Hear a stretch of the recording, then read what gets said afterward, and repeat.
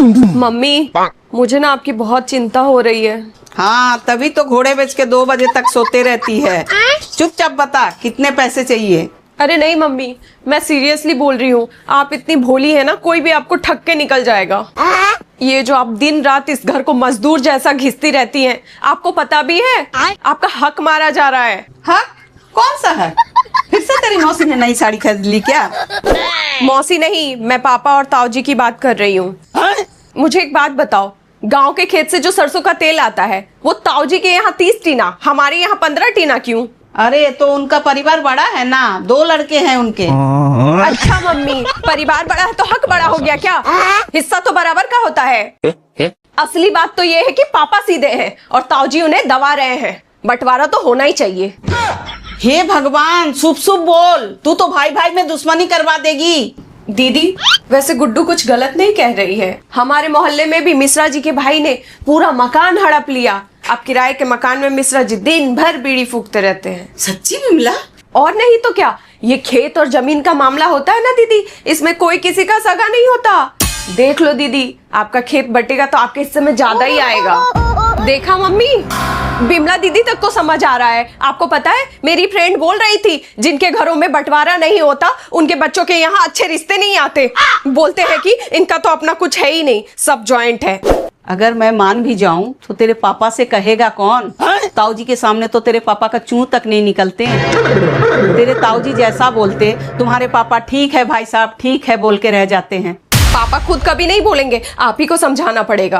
आज रात को जैसे ही पापा ऑफिस से आए, उनके खाने में नमक मत डालना, और जैसे ही वो नमक मांगे तो बोल देना, जब जिंदगी में ही हक का नमक नहीं मिला तो खाने में कहाँ से मिलेगा? वाह गुड्डू वाह, क्या डायलॉग मारा है। दीदी, आज तो बोल ही दीजिए। चुप करो तुम दोनों। तुम लोगों को दुनियादारी का क्या पता। अगर मैंने बात छेड़ी ना तो तुम्हारे पापा उल्टा मुझे ही बोलेंगे, भाई भाई में लड़वा रही है। वैसे भी प्रॉपर्टी तो तुम्हारा भाई को मिलेगा, वो तो कुछ नहीं बोल रहा। अरे मम्मी, भैया को प्रॉपर्टी तो तब मिलेगा ना जब पापा के नाम पे आएगी। कल का क्या पता, ताऊजी सब हड़प ले। फालतू का बखेड़ा खड़ा मत कर, जा जाके पढ़ाई कर, एग्जाम आ रहे हैं तेरे। एटलीस्ट ये तो पता कर लो कि वो नोएडा वाला प्लॉट तो हमारा है ना। जब बंटवारा होगा तो हिस्सा सबको मिलेगा। अरे इसमें ताऊजी कहाँ से आए? नोएडा वाला प्लॉट तो दादा और पापा ने लोन लेके लिया था ना, तो उसमें ताऊजी का हिस्सा कहाँ से आया?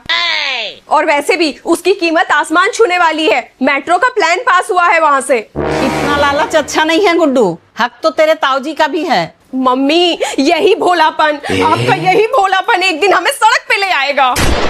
आपको पता है, आजकल कोर्ट में 80% केसेस सिर्फ बंटवारे के ही चल रहे हैं। अभी टाइम रहते ही बंटवारा कर लीजिए। अच्छा, वरना बाद में भाई भाई में ऐसा विवाद होगा कि लोग रिश्ता ही भूल जाते हैं। क्या मतलब?